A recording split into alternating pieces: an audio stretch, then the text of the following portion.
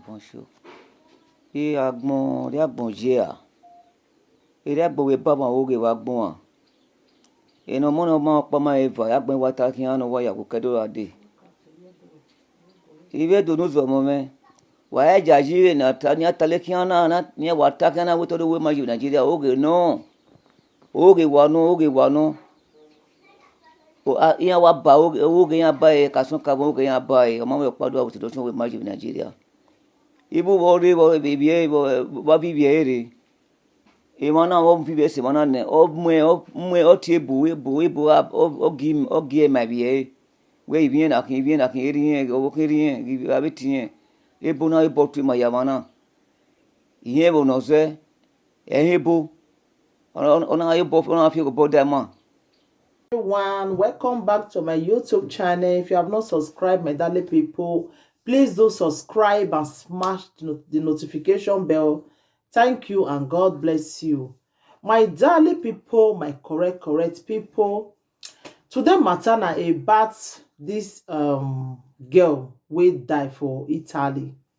So now matter I want to talk about today because I dey see so many videos wey just dey waka ever since they say the girl go do marriage for Nigeria. So after she do the marriage, na him make the Igbo meme her. So now so we hear the story. So many stories they come out, different one. They say na her friend na him go betrayed her.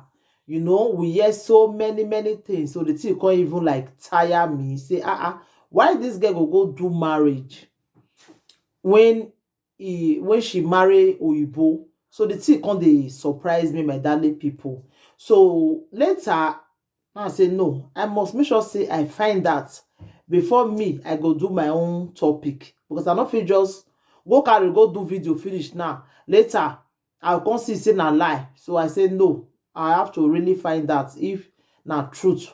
Say she really go do marriage for Naija. Because I know say if something don't happen like this, social media people, the way they go take carry am lie, put life for the person head there. If that person even they come life again, no one pass Nigeria come again. If they pull life for your head, social media people.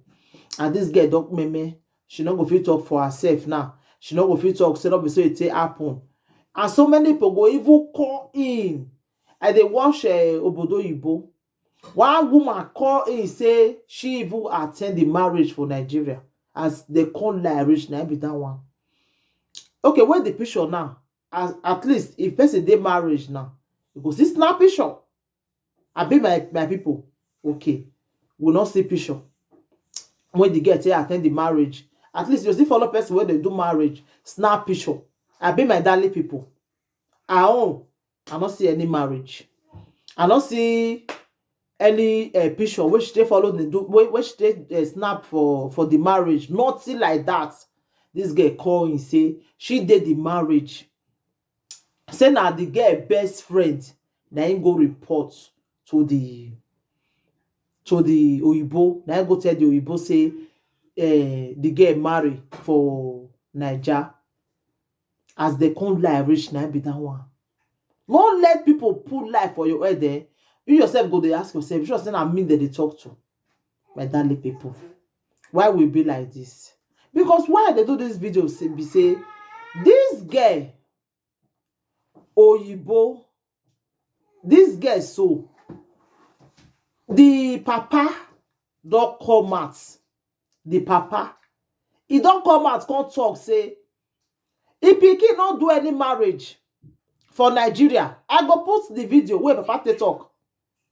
He say, if pikin not do any marriage for Nigeria, he don't get the time where they do any marriage.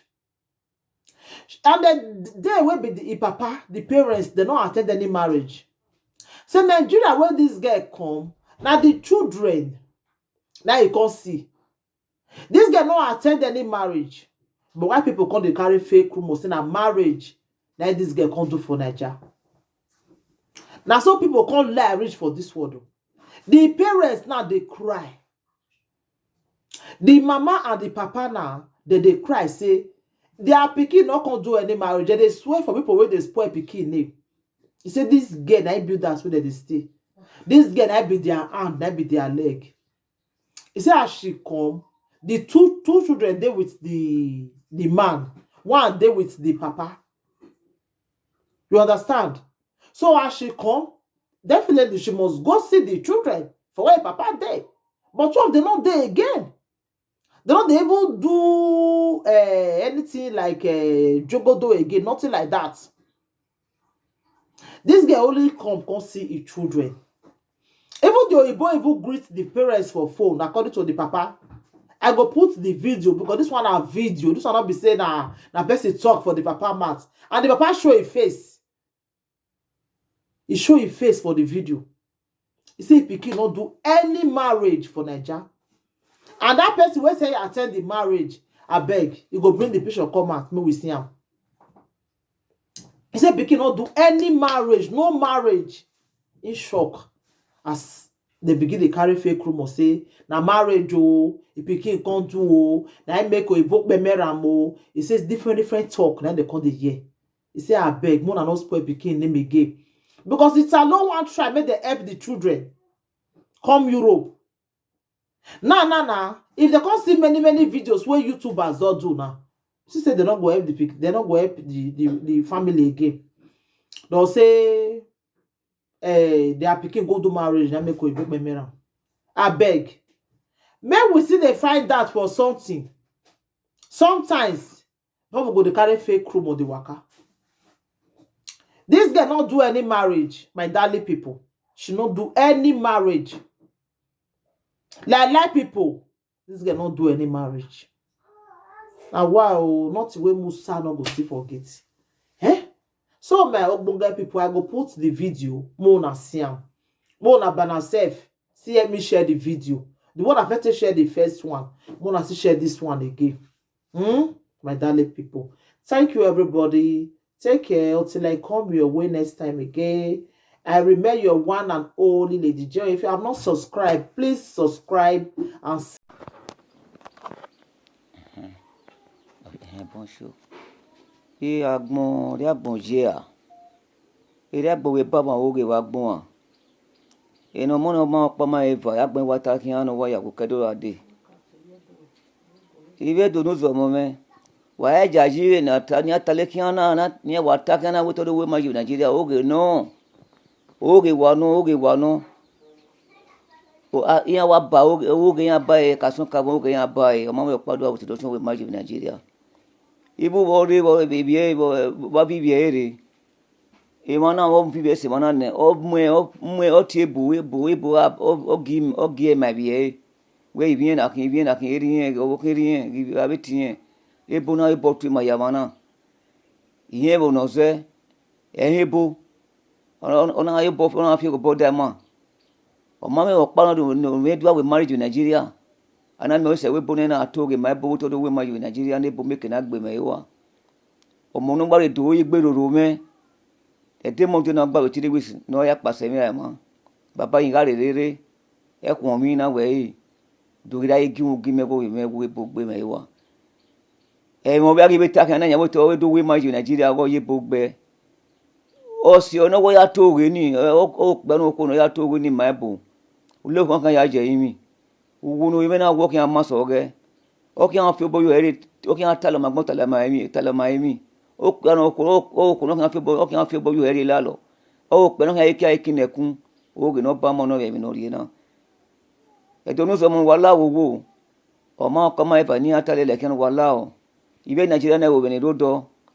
wala wo wa ese me imagine yi wala o wala wa support o me do joy no kon okuna no mi to e lala o mo no se ai o mi no se na wala wo e me ba ya ko ke ime ko bo me pin ni o wa no boy me wa ye na wona na wala o na we na ya ti wi obono kan ibe ka ni e na la wo na ibe ka ni so fa wala o wa support o me do joy wala no kon kuna no mi to e wala wo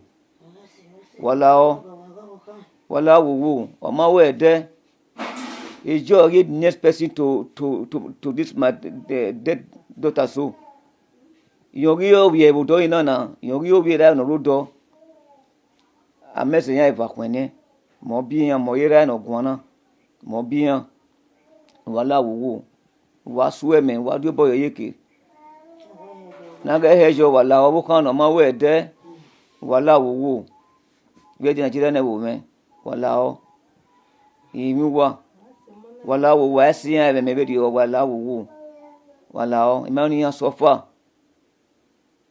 ni ya wa to do we ma jina oge wa no omo sunu o so pe na necessary o ke pari ewebo yan o se gbe necessary o ke pari ewebo wona ero pa ma ero ni a de gbe aseto wure gbe o ma we la won o te do pa na mo me pa mo mi akin agbera wu o ka ya din mu po wo be ro be tuta baba ide ya be ken la dia bo so ma we gba we la dia o te no ko no ri ma wo yan wo no gba wa kin re ma we pa no ya jo wo pe ani ya be wo pe ni won de we to igwe we ni tin we mi do wa me eri na kin o ma ro o ge yan ba e kin o ile wo me wa la o wa e ho imejo wa la wa wi yo bona me wa we se o